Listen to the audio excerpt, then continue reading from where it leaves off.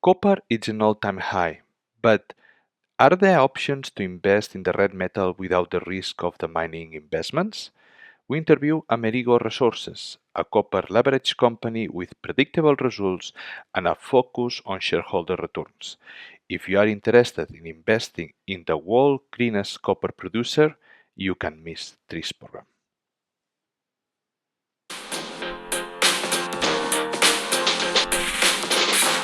Welcome, mining lovers. This is Charlando de Minas, the Spanish podcast dedicated to mining investment. Now, in English.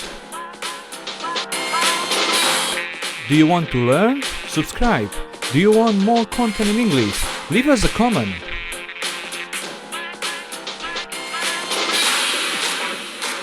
The episode is about to start.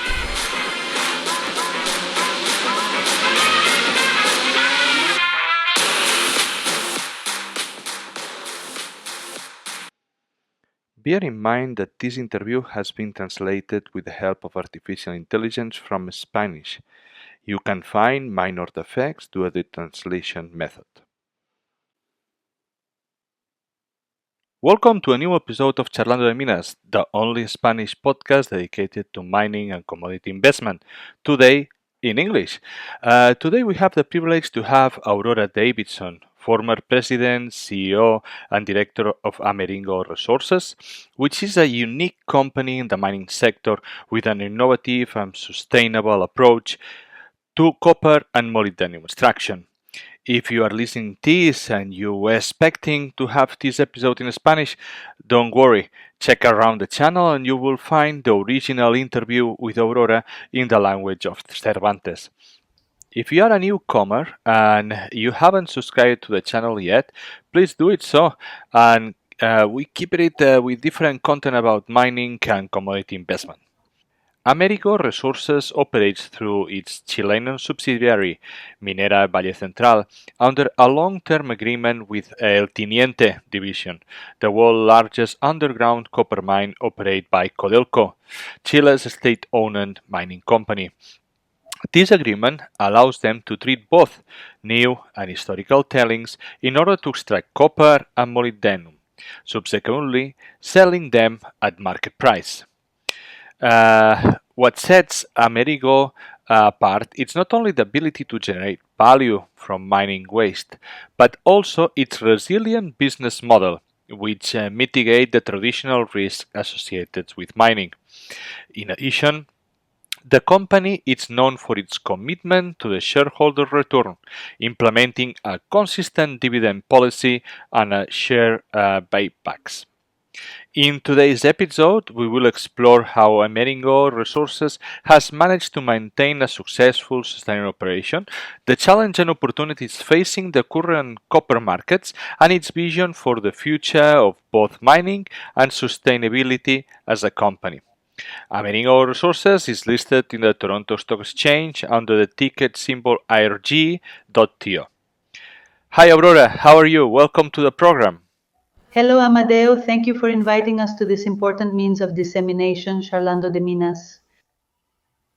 Thank you very much. Let's start with the interview. First of all, I would like to do a bit of overview of the company, right? So, could you explain us the business model of Amerigo Resources and how it relates to El Teniente Division and Codelco? Of course. Look, our business model is very simple. It consists of generating additional economic value from recovering copper exclusively from tailings. And tailings are essentially waste from the mining process. In our case, these tailings come from the current production of the largest underground copper mine in the world, El Teniente mine, which, as you said, is owned by Codelco, the Chilean National Copper Corporation. These tailings that come from current production are known as fresh tailings, but we also process old tailings, or what we know as historic tailings that were deposited by El Teniente in past decades. As economic compensation for giving us the right to process these tailings, we pay a royalty to El Teniente. And the copper we recover, which is copper concentrate, we sell at market prices. That is the broad outline of the business model. Very simple. To recover copper from tailings, to economically compensate the owner of the tailings for allowing us to work with these tailings and to produce a copper concentrate that is sold to the market. Our processing plant, Minera Valle Central, which is in Chile, is essentially a bypass between the El Teniente mine and the tailings deposit, where El Teniente deposits the tailings in perpetuity. The tailings enter our plant so that we can recover this additional copper, and then they leave our plant to continue their transfer to the El Teniente tailings deposit. Our objectives are to produce copper, but also to produce financial margin, and always to carry out these economic functions with full respect for the environment, and always ensuring the safety of our workers. Worker safety at Amerigo or at MVC is something that you will always know that we publish and that we talk about. And this is broadly our business model, Amadeo. Perfect. Since this is an educational program also, and we all want to learn, and this was one of the main reasons for putting out this podcast, I would like if you could explain to us exactly how the process of extracting copper from the tailing works, right? What is different, for example, from what Codelco is doing? What is the difference between the fresh and the old tailings? Also, if you can explain maybe what are the different species of copper that are involved and if there is any technical implication with the different ones. Yes, of course it is. Look, at Minera Valle Central, we would see it as MVC. At MVC, what we have is a concentrator plant. It's a traditional concentrator plant that you would find in any copper mine. Our plant is a plant with a processing capacity of 185,000 tons per day.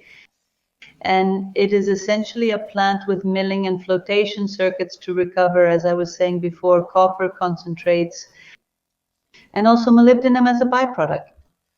We have two separate circuits to produce the concentrates from fresh tailings or historic tailings because the mineralogical characteristics of both tailings are different. The fresh tailings, as I mentioned before, are tailings that come from the Teniente concentrator.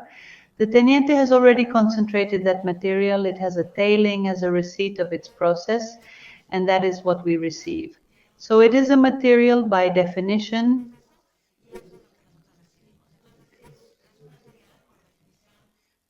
with low grade. And the historical tailings are deposited in a dam called Coquens, which is a dam adjacent to MVC. Those tailings are dry, so we hydraulically recover those historic tailings to be able to bring them into our concentrator plant. What do we have in the plant? It is a typical concentrator. There is no differential process compared to what, for example, the Teniente concentrator might have. We have a primary classification or delamination stage, and there we separate the fine and coarse fractions. The fines are subjected to sweep flotation with what it is known as a scavenger in a cascade system, and the thick fraction goes to a grinding circuit before going to the flotation stage.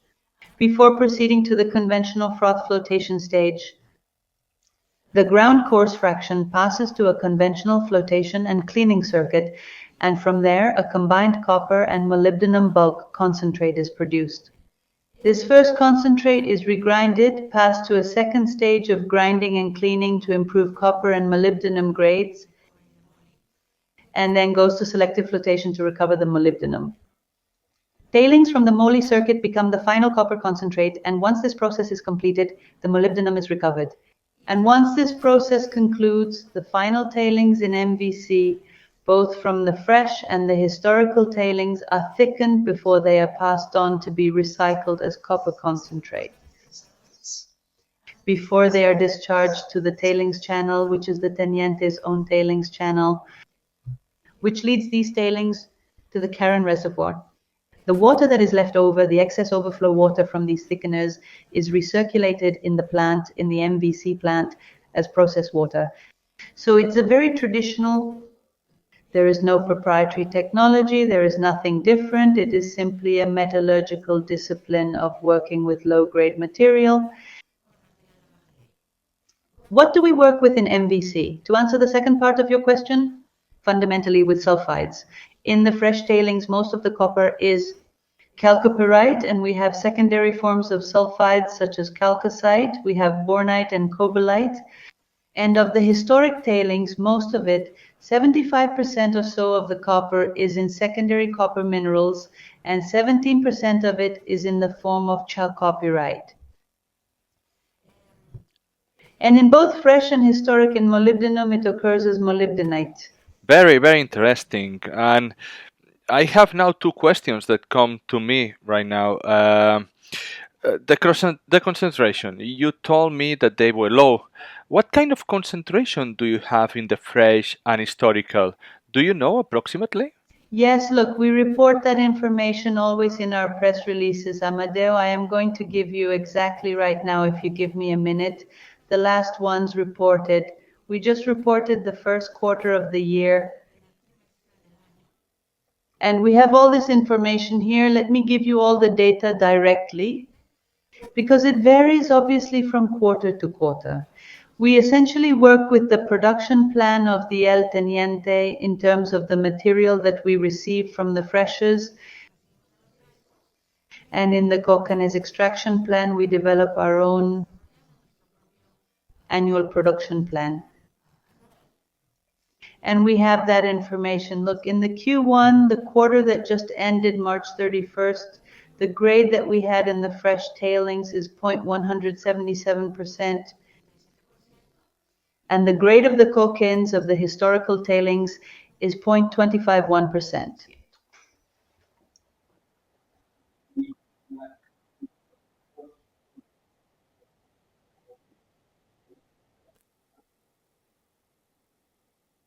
Exactly, we do not work with any leaching. We are only essentially classification, grinding, flotation, and filtering to dry. All right, I think that it's super clear how it works. So now let's talk a little bit about the pricing and royalties. First, I am going to ask you how they are structured for the royalties that you pay to Codelco and how they vary with the copper prices. Look, we pay three types of royalties to the El Teniente. The royalty on the copper we produce from the fresh tailings, the royalty on the copper from the historic tailings, and also a royalty for the miller's production. In all three cases, we have a payment formula which is established in our contract, and this payment formula is associated with the level of production and a percentage factor which is associated with the market price of copper or molybdenum. The higher the price, the higher the factor, and the lower the price, obviously, we also pay a lower factor. This is a scale, depending on how you look at it, ascending, descending with a slope, which is very important for us because in difficult financial times associated with low prices, the royalty drops considerably, keeping the business operating at a break-even point or at a minor loss. And the logical thing is that also with high prices, the compensation increases. What can be done, can't it? Look, I will give you an example. At a price of $3 a pound of copper, the royalty is approximately 72 cents. And at a price of $4.60, which was what we had yesterday, the royalty goes up to $1.48 a pound. All this information seems complex, it seems difficult to capture. On our website, we have a presentation practically making this as accessible to the investor as possible, where you can see, for example, at different copper prices, what would be the different royalties to be paid in a given year. These royalty formulas to the El Teniente are a fundamental part of the success of the relationship between MVC and the El Teniente for more than 30 years because they establish a transparent sharing and a fair distribution of the economic profit of the business over time between both parties. Perfect. No, it's really clear, and I would recommend everyone who is struggling to understand this ratio to look it because it helps a lot. It helps a lot. And my understanding, and you said, if I'm not mistaken, that you have a ratio, right? You have a range, and this range is defined between just below $2 and It $4.8 is per pound of copper. And again, if I am not mistaken, copper have reached a new nominal highs, and we are just above $5 per pound. Then we are already out of this range. How it will change this ratio royalty if the copper prices keep higher than it's established in the range? interesting the timing of your question, isn't it? Once the $5 barrier was broken for the first time, you couldn't have come up with a better day to ask me the question. See, that's the range of the copper royalty produced from fresh tailings. The historical tailings royalty formula range ends at 550. So we still have 50 cents more before we get to that answer, but it works anyway, I'll tell you.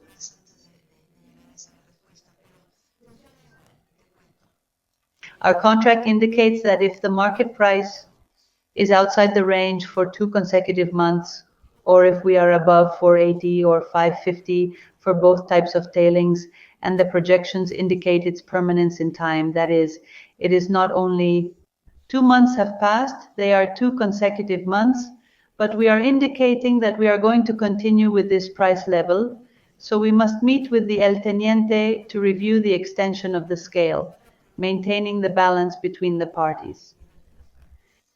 Look, in 32 years of contractual relationship, we have only been out of range once in 32 years.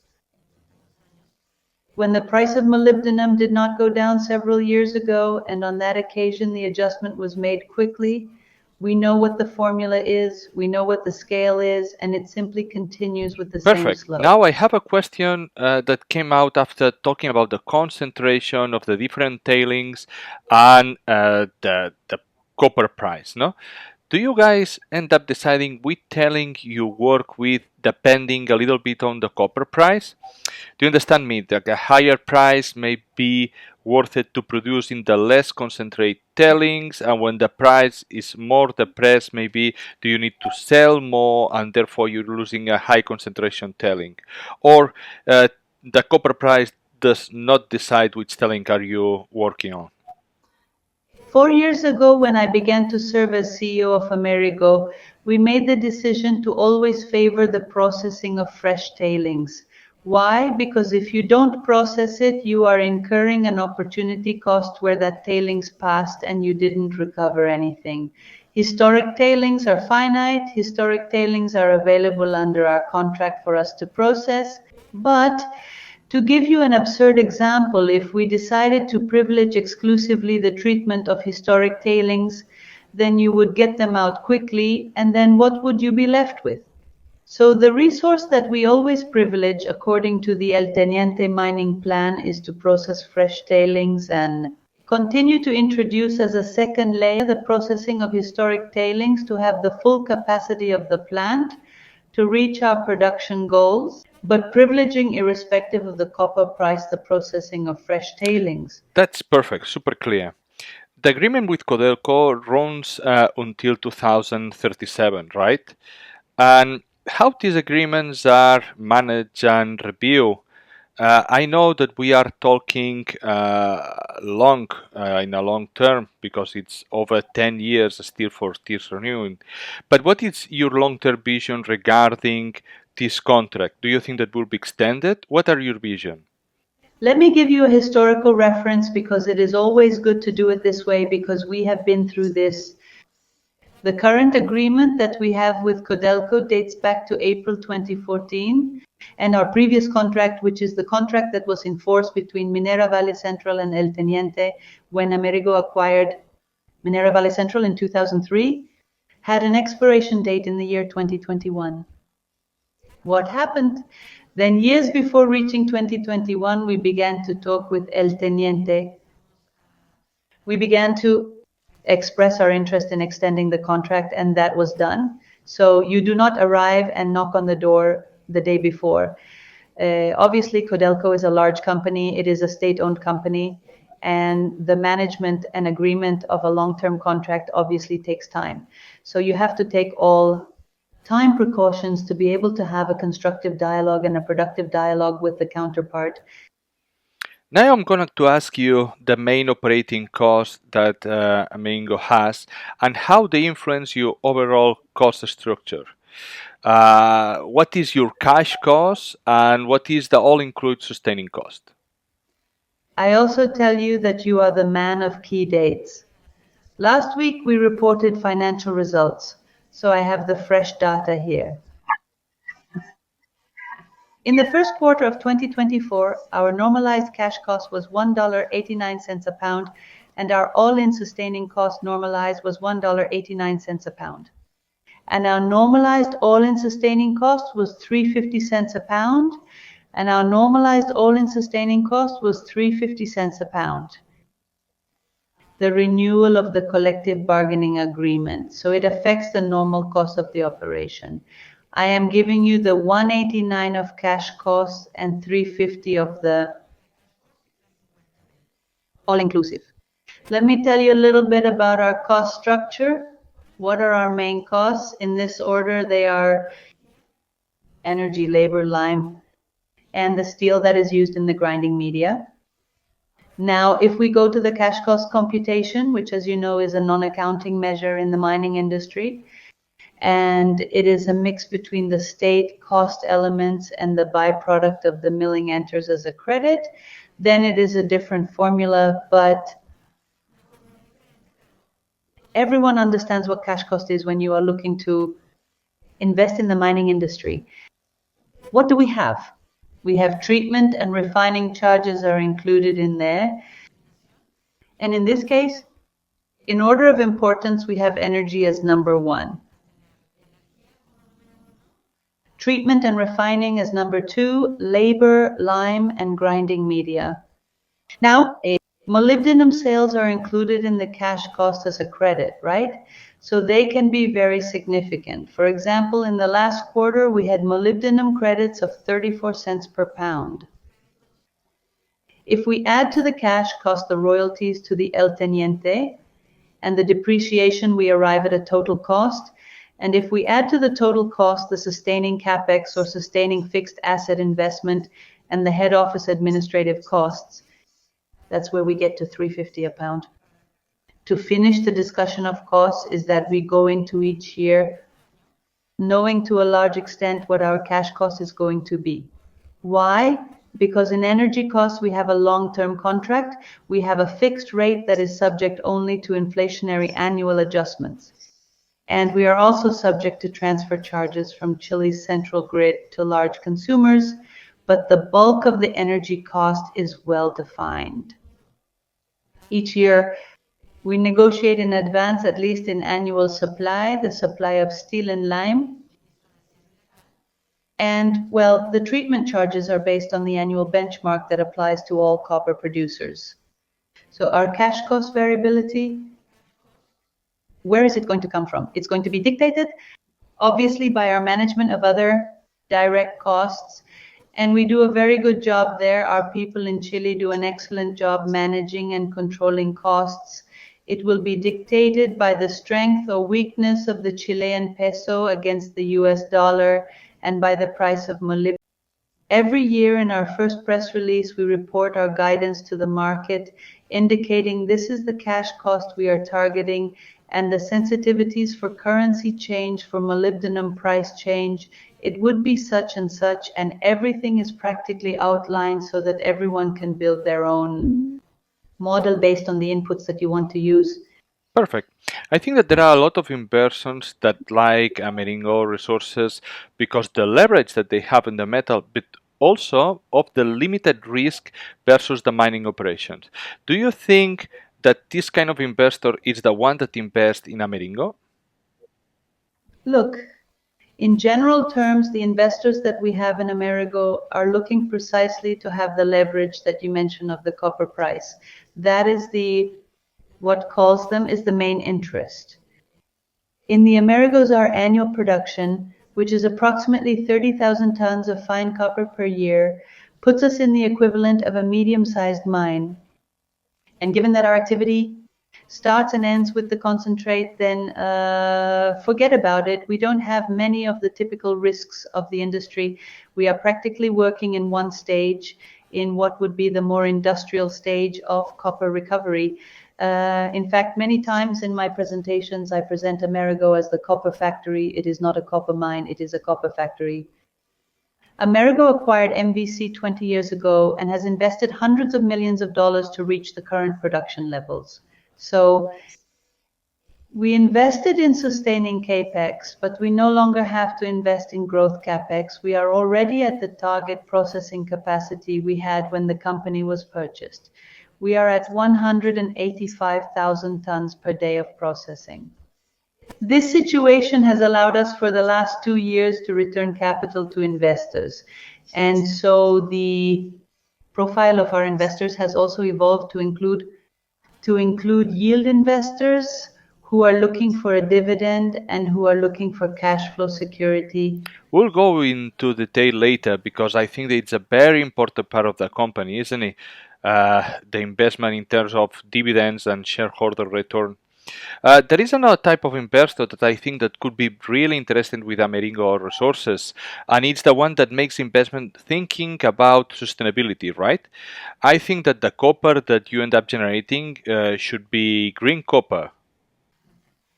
That's right. The sustainability profile of the company has also attracted investors who require green attributes in the companies they invest in. And if you ask me, is the copper you produce at Mineral Valley Central a green copper? I will not be discreet in my answer. I believe it is the greenest copper on the planet. You are almost giving me the headline of the interview, Aurora. Yes, it is the greenest of all. Why?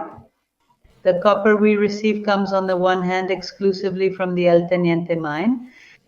And El Teniente has had a certification called the Copper Mark since 2021 to 2023, which is the leading sustainability standard for primary copper producers. So the copper that is sent to us and that we receive as fresh tailings already carries the Copper Mark seal. But what happens independently of that? And that was the free publicity to the El Teniente for having achieved this mark. Now we produce copper exclusively from tailings, which are waste materials from a primary product. In other words, our operation is 100% a secondary mining operation, or if you want to call it that, circular economy. There is no other company in the world that is producing copper exclusively from tailings. We are the only one. Now, what environmental footprint are we leaving in the production of this copper? Almost none. Our energy consumption profile is 95% electric power and only 5% a combination of diesel and gasoline.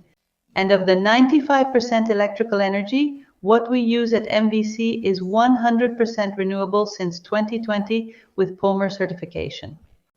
Water. Water is an issue that matters a lot in the mining industry. As water consumption, 74% of MVC is recycled water. We require only 0.157 cubic meters of water to process 1 ton of copper in the plant. And in terms of greenhouse gas emissions, our most recent quantification is 7,000 tons per year. In other words, we have an intensity of 0.0 per ton of tailings processed and 0.25 per unit of metal produced. Practically, if you want to make the calculation, we get an error because it is 0.000000. Perfect. As you said, it's one of the greenest coppers in the world. Let's talk now a little bit about the challenges that you guys had in 2023. Amerigo operations were significantly affected by the heavy rains and flooding, which resulted with a 31% reduction in copper production, mostly in second and third quarter. Could you comment on the operational challenge that you had due to those heavy rains and the flooding, or if it was more about Codelco having these challenges and how you overcome those? Look, first let me make a clarification. In fact, the drop in production that you mentioned was a drop in quarters 2 and 3. But on an annual basis, our drop in production as a result of the rains of the 2023 was 10%. The annual impact was 10%, and yet 2023 was a year of positive earnings and operating cash flow generation. We continued to reduce our debt. We continued to pay our dividends. But back to the issue of what happened. We were very strongly impacted in 23 by the El Niño weather phenomenon. The rainfall recorded in the area was 780 millimeters. And to give you some context, this is 6 times more than what we experienced in 2019, which was a year of drought. Well, what is the contrast? In 4 years, we went from a very strong dry year, a very strong drought challenge, to an unusual dry spell where we had a 6 times differential. That's very shocking. What happened specifically? In June of 2023, the very heavy rainfall and the temperatures that prevented snow from forming on the mountain range caused the collapse of 3 high voltage towers owned by MVC that connect our plant to Chile's central power grid. So, when these towers fell, we were completely cut off from the power supply. What happened? Our team on the ground immediately activated emergency power supply to ensure that there was no environmental damage. And within days, we had a temporary power supply that allowed us to start producing copper from the fresh tailings shortly after the collapse of the towers. We did not have sufficient supply to produce historic tailings, which are more intensive in the amount of energy required, but we concentrated on producing the fresh tailings, and repairs began immediately. We ended up building 7 high voltage towers in 3 weeks, and by mid-July we were practically in normal production of fresh tailings and historic tailings. The rains continued. It was a period of continuous rains, and they came back strongly a few weeks later, and we had accumulated 2.2 million cubic meters of water in the dam at Coquens, the historic dam. This forced us to completely stop processing at Coquens because all the pumping equipment that we need, which is installed in the dam to the tailings to the concentrator, had to be used for water extraction, and this process took us 3 weeks. However, we were able to continue during all that time maintaining the production of fresh tailings, and on September 20 we raised the white flag and we were in normal operations, and the 4th quarter, the 20th and 23rd, was a completely normal quarter for MVC. Well, Aurora, thank you. Very well explained. I think that you were able to explain to us the difference and having the big picture, because sometimes it's very difficult to put in context, and we haven't done really well. Now I'm going to ask you if in terms of investment for the next years, what do you have planned? Develop it, or you are just going to use maintenance? What do you have for the next years? Look, we want to maintain production levels and our operational continuity at 100%. We are basically focused on keeping the plant in the best possible condition. So a lot of the investment we make is maintenance investment, sustaining investment, what is called sustaining capex, but we also work a lot in the area of risk mitigation. This is an additional layer of forward thinking that has worked very well for us. For example, on the subject of rainfall, a few years ago, our team at MVC predicted that there could be a millennial rainfall, a heavy rainfall, and that if it happened, it could affect operations heavily. What happened? We installed very timely flotation equipment around the pipelines connecting Coquens to the concentrator plant. And then we practically wrapped kilometers of piping in flotation rings, and by these measures, the 23rd flood could have shut down Coquens production for a much longer period of time. Only this year, last week, we installed a standby transformer exclusively in emergent quality. Why? Because we visualized that there could be a risk that one of our 2 transformers could fail, and in that case affect the operational continuity. So we want to be prepared and have a perfect brand new shiny equipment ready to go into operation in case it is required. Maybe it will never be used, but if it is required, it is there and it is ready. So that is basically the level of investment we are working on. Now, when you talk about investment, everybody says, well, what are your growth plans? How are you going to invest? But look, that was the vision with which Amerigo was bought. Amerigo was producing a fraction of what it produces today. When MVC was producing a fraction of what it produces today when it was purchased 20 years ago, and we have made strong, important investments to reach the production level we are at today. So we are in what for many companies is a continuous aspiration. We have been achieving it and we are already at that point. It is a fallacy to think that a company must always be in growth mode. Nowadays, in this industry, with all the regulations that exist, with all the care we must take of the environment and so on, to be able to maintain current capacity levels is already a strong challenge. And we have been doing quite well at Mineral Valley Central. Perfect. So, if you are not going to grow, what do is that you take care of the shareholders, right? So, could you explain a little bit how Amerigo manages the shareholder return? Of course, the fundamental premise is the one you mentioned, Amadeo. There is no growth plan at this moment because we are already where we should have been. So what is going on? We have a shareholder return strategy, and the basic premise is that by generating production and by generating financial margin, we are left with two main avenues to address the orderly repayment of debt, which we incurred 100 million US dollars in debt, precisely to finance our expansion at current production levels. This debt will be practically at a level of 11 million at the end of this year and fully paid probably by the end of 2025 or no later than 26, which is when this payment order will be completed. And we have capex investment levels of sustaining capex to measures. We are not requiring tens of millions of dollars a year in additional investment. So the shareholder return strategy becomes very important, and what we wanted was to have a framework, a mechanism in which you no longer had to be thinking about what to do quarter by quarter, but that you already knew exactly what to do and nothing else. You already have the plan, and you just execute according to the level of cash that you have. We have three components in our arsenal of shareholder return. The first one is the quarterly dividend. We have share buybacks and we have additional dividends. Let me walk you through how those work. The quarterly dividend is our fundamental commitment to the shareholder, and the view is that this dividend should be a safe dividend and a regular dividend, irrespective of the fact that the copper market is cyclical and the price of copper can rise or fall sharply from one period to the next. To this end, Amerigo's board of directors has set this quarterly dividend at 3 Canadian cents per share.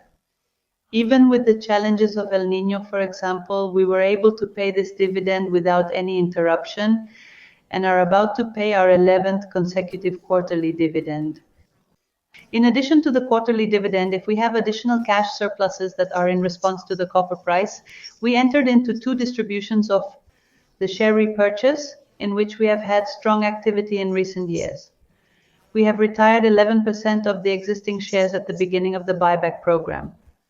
And the extraordinary dividend, which we call it a yield dividend because it is a yield dividend from what? The copper price. The priority is the quarterly dividend, there is no other. And the other two tools depend exclusively on the circumstances of the moment, including the copper spot price, the copper price forecast, and also our share price. The share buyback and the performance dividend are flexible by nature in everything, in the amount, in the timing, in the periodicity, but the quarterly dividend is not flexible. That should be a safe dividend and regular. A question for me arises when you were talking about the share buybacks. What is the target that you guys have in mind? What is the right price that should be Amerigo? Or in other words, at what price do you don't consider buying shares? Look, it varies. It varies because if you make an analysis of the value of the company, everything is associated with the price of copper. You give me a price of 360 and I come out with the price of my share at X. And if you give me a copper price of 460, it varies. So circumstances change, and so there is no magic number. I think the board is very aware of that, and those decisions of are we in the market to buy back or not are ad hoc, and they are purely attending to the real-time information that is emerging at that time. I have not checked this, but have you already given any extraordinary dividend yet? Let's say in periods of high copper pricing. If you have, how big is in reference to the ordinary dividend? We have not given it yet. Obviously, under the current copper price scenario that we are in today, it is very likely that this year the first dividend yield will arise. We have focused on share buybacks. Why? Because Amerigo's share price was very defensible to be in the market buying back our shares. Those circumstances can change, and then we would be entering into the first dividend yield. There's no relationship, there's no formula where you say it's going to be double or triple or half of your regular dividend. I think that circumstance, what we have pointed out to the market is that we have complete flexibility with respect to the dividend yield. Perfect. Tell me a little bit about institutional shareholder. I know that you have some, and how do you interact with them to meet their needs? Look, we have internal shareholders, we have retail shareholders, retail investors as they are known, or institutional. We have all three. Our face to the market is the same for all types of shareholders. It cannot be different. We have to have the same level of transparency and the same level of diligence towards a shareholder who has 1,000 shares of Amerigo versus a shareholder who may have 10% of the company. Now, the due diligence of institutional shareholders, of course, is greater, especially when they are starting their position within Amerigo. And we are completely open to their questions based on public information. So we cannot share information with certain groups or not. All of our information is public. I think our public documents tell very well the business model of Amerigo, the sensitivities to changes in variables, the risks of the business. So basically, our interaction with institutional investors is to answer questions in the same way that we would answer questions to any other shareholder that comes in contact with us. Okay. Are there different companies that are working in new technology, special for tailings treatments or low concentration deposits, like Newton, Rio Tinto, Lightech? Are you exploring or do you plan to explore in the future any of those technologies to extract even more copper than you are considering right now? Look, we know all those technologies, we know how they have been working in the various pilot tests that are being conducted. They are not cheap, they are technologies that want to share the business with the generator of the technology, but we are aware of them now. In a much more immediate and orderly way, we understand that any investment that we make has to have a return. And what we have done over the last few years has been to continue to identify conventional optimizations within our process. In the last 4 years, we have conducted very practical, very down-to-earth optimization studies, and they have given us tangible benefits. They are not with cutting-edge technology, but we are not experimenting. We are wanting to work, as we know how to do it, with low-grade tailings, taking care of the costs and investment associated with them, and knowing that we need to keep our operation economically viable at all times. That's part of the DNA of our MVC team. Yeah, well, you don't always have to invent the wheel, right, to do business. Okay, so I only have left 3 questions for finish. First, I'm going to ask you, you were talking about the team that you had in Chile, so I don't know if you can explain a little bit about there. What are the strengths, no, that they have there? Well, I'm going to need an hour to talk about the points. No, look, there is an important sentence. Let me share it, talking about the team. The strength of the team is each member, and the strength of each member is the team. We have a small team as far as the leadership team is concerned. At the headquarter level, we are 4 participants. We are fortunate to have the founder of Amerigo, Dr. Klaus Heitler, who has 6 decades of experience in the mining industry as chairman of the board. Carmen Amesquita is our CFO in charge of corporate finance. Kim Thomas is corporate secretary, and there's me, as if I've been there for 4 years. But I have been working at Amerigo for 20 years, previously in finance as CFO. Now, in Chile, we have 4 managers at MVC led by Christian Cáceres, our general manager. Christian is a very solid metallurgical engineer with decades of experience in MVC. And the rest of the operational structure we have organized in the areas based on the functional areas. We have the production management led by Julio Leiva, the business continuity management with Benjamin Campos in charge, and the administration and finance management under Javier Tapia. Each member of Amerigo's MVC team has a very strong technical background. We have no beginners on this team, but what sets the team apart, in my opinion, is the clarity with which we work. We are focused on achieving performance targets that we clearly set each year to ensure that as a company we continue to move forward. To ensure that as a company we keep moving forward. The main strength is staying focused on what we have to do every day and doing it day in and day out and getting it done. The discipline of coming to work every day and doing what you have to do, delivering what you have promised at different levels, internally, externally. That's what sets the team apart. But technically, I take my hat off to the team we have in Chile. Perfect. Now, the two last questions are about the country, right? The first one will be that Chile, in the last years, we have been a lot of political movement with attempts to change the constitution. And since the left are running the government, it seems that the foreign investment have seen Chile as a dangerous region to invest. What you would say to those investors that are not quite sure of investing in Chile due to political issues? Well, I would quickly tell them to read a little more and understand Chile better. No, look, Amerigo has been a foreign investor in Chile for 20 years, and they have been years in which the country risk factor has never affected our operations or our productivity.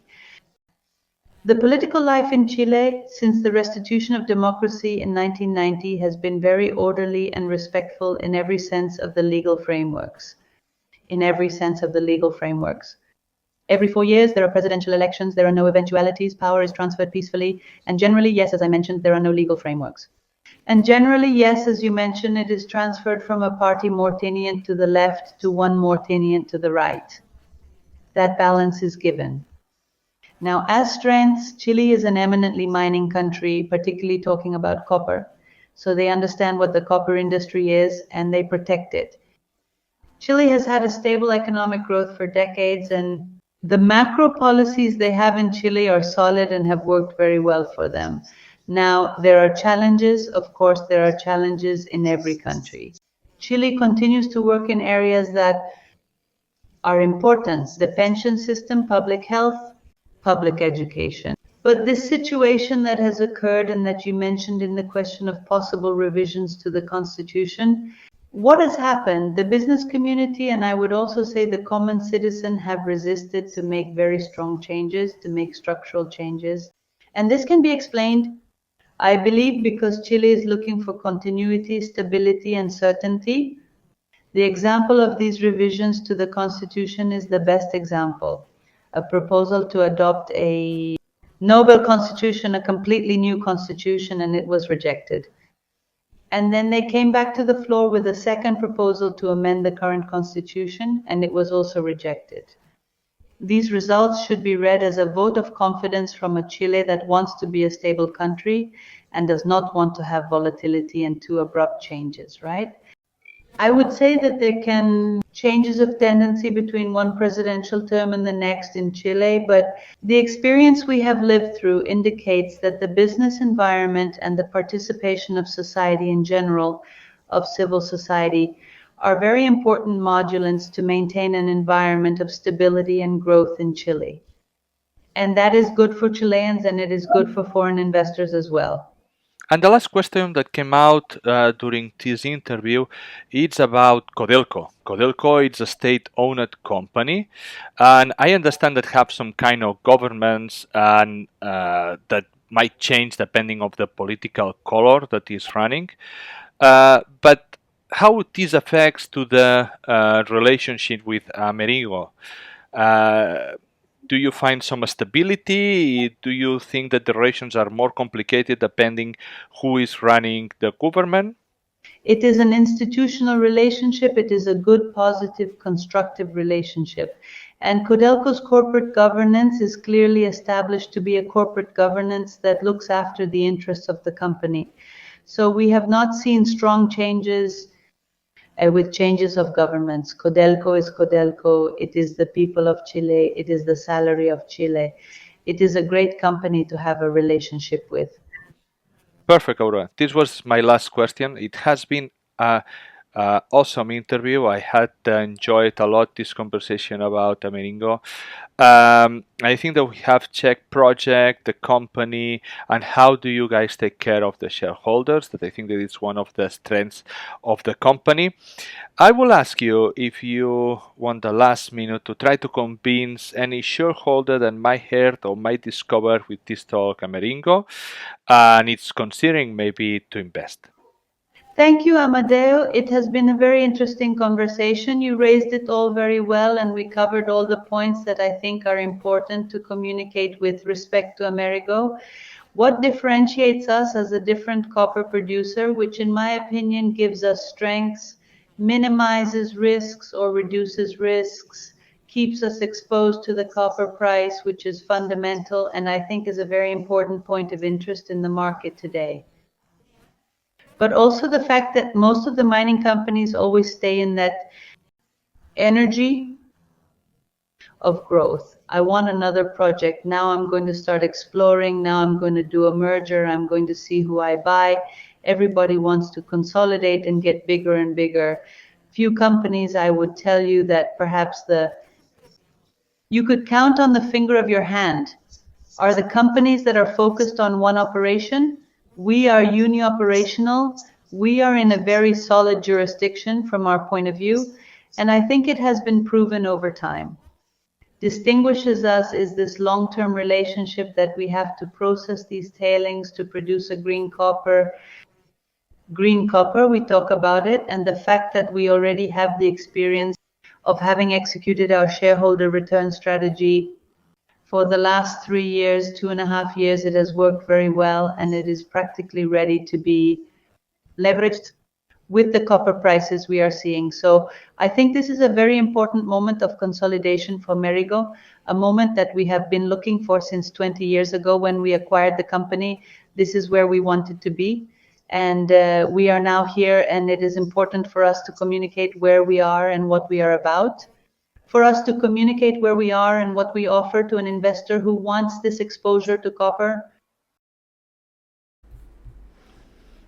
Disclaimer: the content in Charlando de Minas is not an investment advice. Amadeo Bonet and his guests are not investment advisors.